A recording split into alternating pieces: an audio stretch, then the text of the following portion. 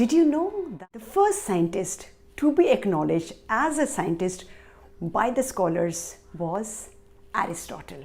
Yes, Aristotle was the first scientist who was acknowledged as scientist by then scholars. Greetings to all in Dr. Abba Chemistry Pathshala.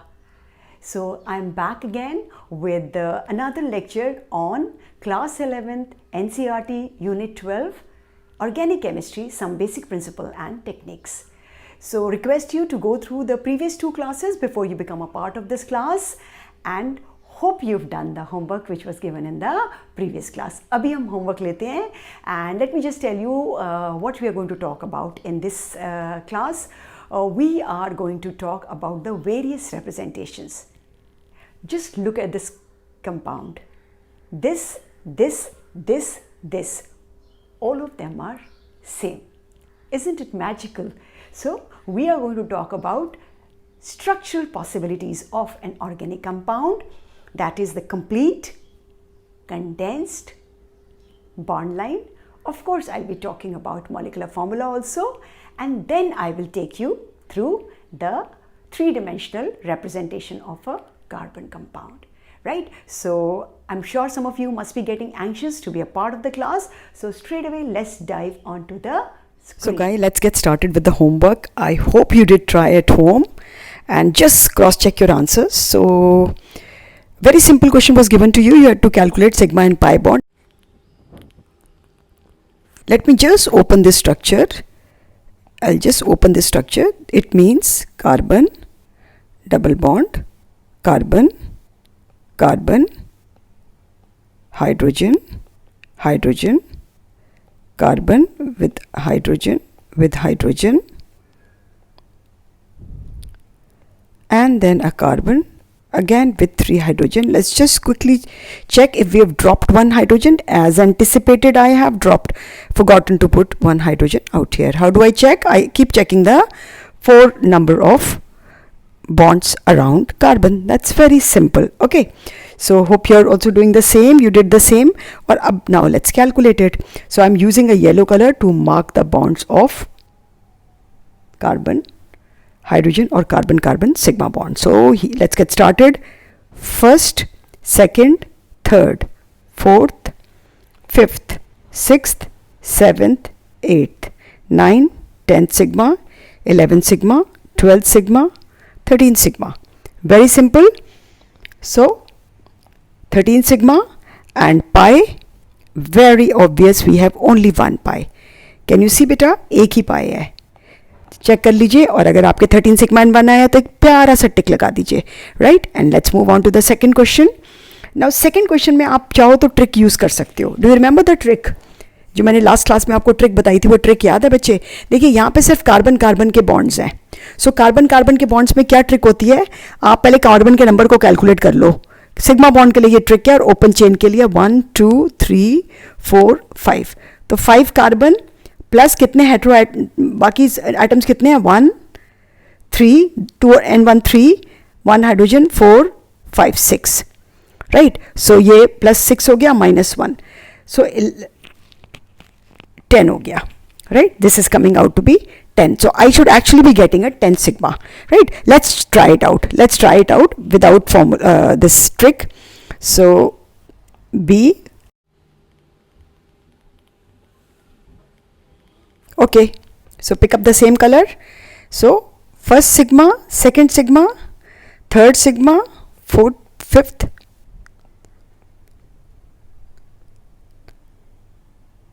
and 1 between carbon and hydrogen, 10 sigma. And about pi, let's quickly calculate. First pi,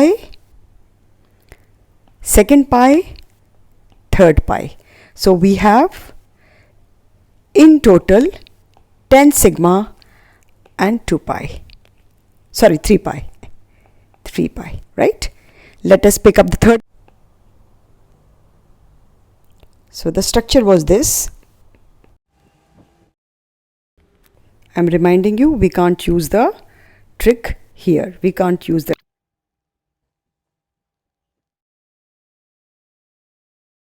So we are getting 19 sigma. You can just look at the diagram. We are getting 19 sigma. And what about pi? This is the first pi, second pi, third pi, 4 pi. We have 4 pi. That was all about homework. If there's anyone who's got all 3 correct, please put your name in the comment box. I will soon be sending you some good wishes. Right? Okay, so let's start with today's topic. Lewis dot presentation. एक होता है Lewis structure. ठीक है, बहुत ही tedious वे है ये. इसमें क्या करते हैं, इसमें हम इलेक्ट्रॉन डॉट मेथड यूज़ करते हैं. Right, we usually don't use it in 11th and 12th for organic compound, because organic compound बहुत बल्कि होते हैं. इलेक्ट्रॉन डॉट बहुत टाइम लगता है. जैसे कार्बन है, इसके कितने वैलेंस शेल हैं? 4 हैं. हाइड्रोजन के कितना वैलेंस शेल है? 1 है. और इनको जो बॉन्ड, ये कोवलेंट बॉन्ड होते हैं, उनको दोनों शेयरिंग जो होती है वो दोनों एटम्स के बीच में, जो ये दोनों हैं, ये आपने किसके बीच में बनाए हैं? कार्बन और हाइड्रोजन के बीच में दिखा रहे हैं कि ये दोनों के दोनों कार्बन और हाइड्रोजन दोनों शेयर कर रहे हैं. आपने इस तरह की कुछ शेयरिंग क्लास 10th में करी है. राइट, सो एक तो प्रेजेंटेशन ये होता है. यूजली हम इसको अभी यूज़ नहीं करेंगे. राइट, अच्छा, अब आते हैं सेकेंड प्रेजेंटेशन. सेकेंड जो प्रेजेंटेशन होता है वो होता है कंप्लीट प्रेजेंटेशन. कंप्लीट, इसको डैश भी बोलते हैं. इसमें हम क्या यूज़ करते हैं? For bonds we use dash. For example, ध्यान से देखिए, suppose I have to draw ethane. मुझे इथेन को बनाना है. इथेन आपको पता है, see, this is dash structure और कंप्लीट स्ट्रक्चर. राइट, हमें बनाना है प्रोपेनॉल. राइट, सो कैसे बनाएंगे?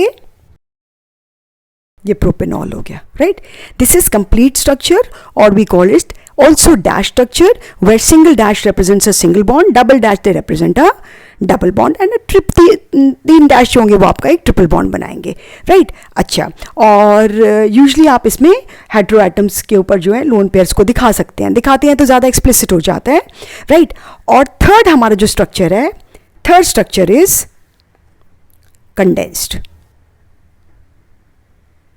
Condensed formula or condensed structure. This is most widely used. इसमें क्या करते हैं? We usually ignore CH dash. ये तो हम पूरा इग्नोर करते हैं, और CC dash भी इग्नोर करते हैं. Right, and environment, all atoms around carbon are written together.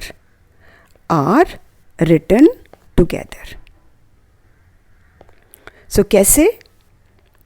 जैसे हमें लिखना है प्रोपेनॉल, ऊपर हमने प्रोपेनॉल लिखा था ना, तो अब हम प्रोपेनॉल के का फॉर्म में CH3 सबको एक साथ लिखा, CH2OH, ये प्रोपेनॉल हो गया. राइट, सो इसे आप कहते हो कंडेंस्ड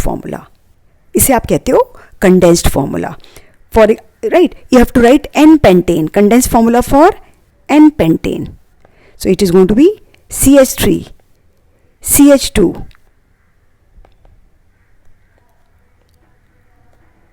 और what you can do is CH2 को आप एक साथ भी लिख सकते हैं.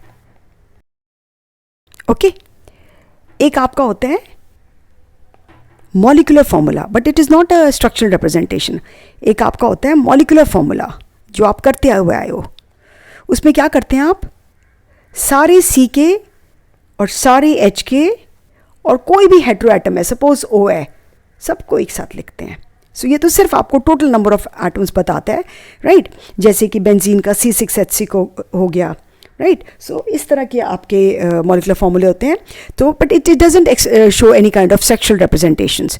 अच्छा, नेक्स्ट आप आ जाइए बॉन्ड लाइन रिप्रेजेंटेशन. इसमें क्या करते हैं आप? इसमें आप कार्बन कार्बन बॉन्ड्स को शो करते हैं. No hydrogens to be shown, specially the ones which are attached to the carbon. Right, functional group आप शो करते हो, फंक्शनल ग्रुप्स को आप शो करते हो. यूजली आप उसको शो करते हो. फॉर एग्जाम्पल, अगर मुझे प्रोपेनॉल का बॉन्ड लाइन बनाना है, ठीक है, सो प्रोपेनॉल का बॉन्ड लाइन बनाने के लिए इस कार्बन और इस कार्बन के बीच में देखिए, पहले कार्बन और दूसरे कार्बन के बीच में सिंगल बॉन्ड है, तो मैंने इसको सिंगल बॉन्ड बना दिया. दूसरे कार्बन और तीसरे कार्बन के बीच में सिंगल बॉन्ड है, मैंने बना दिया. थर्ड कार्बन ऑक्सीजन से लगा हुआ है, ये मैंने ऑक्सीजन बनाया और इसके साथ मैंने ये प्रोपेनॉल हो गया. This is propanol. एक और ट्राई करते हैं. सपोज ये है, right, this is an methyl acetamide, but इसको हम ड्रॉ करते हैं. कैसे करेंगे?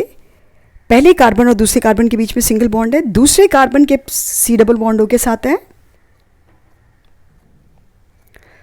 सेकेंड कार्बन नाइट्रोजन के साथ जुड़ा हुआ है, ये नाइट्रोजन अपने आप में कार्बन के साथ जुड़ा हुआ है.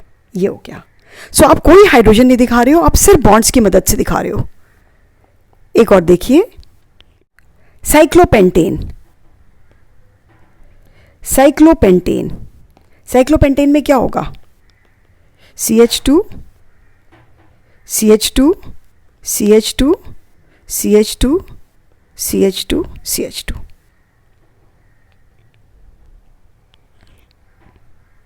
इसका बॉन्ड लाइन कैसे बनेगा? ये देखिए, ये इसका बॉन्ड लाइन हो गया, राइट. बड़ा इंटरेस्टिंग होता है बच्चे. आप अपने जो भी आपका नाम का अल्फ़ाबेट है ना, लाइक माय नेम इज़ आभा, सो मैं अपने नाम का मेरा अल्फ़ाबेट जो है मैं ए है, मैं ए का क्या मतलब हुआ? ए का क्या मतलब हुआ? देखिए ध्यान से, CH2 CH CH CH3 CH3. ये दोनों सेम नहीं है, ये स्ट्रक्चर और ये सेम नहीं है. Suppose one of yours name is Sanjay, right. So आप एस को कैसे ड्रॉ करोगे? एस से. कितने कार्बन है? 1 2 3 4 5 6. This is nothing but n hexane. 6 carbon है, राइट. सो ये आपका बॉन्ड लाइन होता है, बहुत आपको हेल्प करता है, बहुत टाइम से होता है बॉन्ड लाइन से. But the only problem is many times board में देखा यह गया है कि वो जब आपसे एक्चुअल रिएक्शंस पूछते हैं तो they expect you to write the complete formula, condense formula that is. ठीक है, आपको थोड़े से मैं प्रैक्टिस के लिए देती हूँ. I hope you will be able to do them. आप इनके ज़रा कंडेंस फार्मूले लिखिए. आप इनके कंडेंस्ड फार्मूला लिखिए. स्वास्तिक, इसका ट्राई करोगे? इनफैक्ट यहाँ पे थोड़ा सा टिल्ट भी होता है, ये देखिए, ट्राई कर सकते हो. इसका मैं आपको बता देती हूँ, बड़ा इंटरेस्टिंग है. देखिए, कुछ नहीं है. 1 2 3 4 5 6 7 7 कार्बन की चेन है. CH3 CH2 CH2. Fourth carbon पे मैंने एक C डाल के छोड़ दिया, आपको बताएंगे क्यों. ठीक है, फिर next 5th 6th and this is 7th. जहाँ पे मेरा 4th कार्बन है, यहाँ से मेरी दूसरी चेन जा रही है, बाजू वाली चेन जा रही है. 1 कार्बन 2 कार्बन 3 कार्बन 4 5 6 7. बिल्कुल ऐसी जैसी वाइट चेन है, मैंने एक और बनाई. CH3 CH2, 2 बार लेंगे CH2. 4th then again CH2 2 बार और 1 बार CH3. ये बन गया आपका condense formula for this structure, this swastik structure. ठीक है, ओके. 3 डिमेंशनल रिप्रेजेंटेशन क्या होता है? आपको पता है एक कार्बन है, जैसे मैंने मीथेन का स्ट्रक्चर बनाया. ठीक है, तो ये तो मैंने कैसा है, ये एक्स और वाई एक्सिस में मेरा ये जो पेपर है, ये मेरा स्क्रीन है, और मैंने इसके स्क्रीन पे इस पेपर पे ये ड्रॉ कर दिया. बट आपको पता है ये क्या होता है, ये 3 डिमेंशनल होता है. ये कार्बन जो है ये टेट्राहीड्रल है. दिस इज टेट्राहीड्रल, और टेट्राहीड्रल हमेशा एक्स वाई जेड तीनों एक्सिस को यूज़ करता है. तो अगर हमें कार्बन को पेपर पे रिप्रेजेंट करना है, इसके 3 डिमेंशनल स्ट्रक्चर को, तो उस स्ट्रक्चर को हम कहते हैं wedge and dash. Wedge and dash structure, यानी कि वेजेस आपको पता है, पोटैटो वेजेस आप मैकडोनल्ड्स के खाते हैं. एक्चुअली वेजेस द वर्ड है हील्स से आता है. आपने कभी लेडीज़ की हील्स देखी है, ऊपर से ब्रॉड होके फिर स्टिलेटोज नीचे जाके शार्प हो जाती है, तो वो उसे अपन वेज कहते हैं, राइट. सो कार्बन का क्या होता है, ये कार्बन है और इसकी जो स्ट्रेट जो कंटिन्यूस लाइंस के जो आपके बॉन्ड्स होंगे, ये वो बॉन्ड्स होंगे जो प्लेन ऑफ द पेपर में होंगे. ये पेपर पे हैं, ठीक है, प्लेन ऑफ द पेपर. और फिर उसके बाद एक वेज जो होगा आपका, आप एक डैश वेज बोलेंगे, जो जिसका मतलब क्या है, डैश है, ये इनकम्प्लीट है. This is your dash wedge, this is away from the observer, जो देख रहा है इसकी तरफ, उससे दूर वाला जो बॉन्ड है. और एक जो होगा कंटिन्यूस सॉलिड वेज होगा, एक होगा सॉलिड वेज. और सॉलिड वेज का मतलब है कि towards the observer.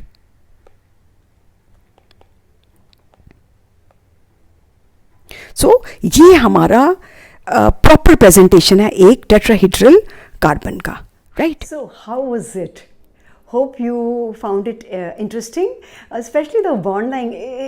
I don't know, I find it like a magic. You know, you think of any structure, you think of any alphabet, you think of any name, and then you start working out on the the name, IUPAC name for that bond line. So we will be doing IUPAC shortly, then it's going to be even more interesting. The bond line and the IUPAC relating them is going to be interesting. So request you to do your homework which is given to you, and keep thinking, keep growing, keep studying. Till we meet in the next class, take care of yourselves. God bless.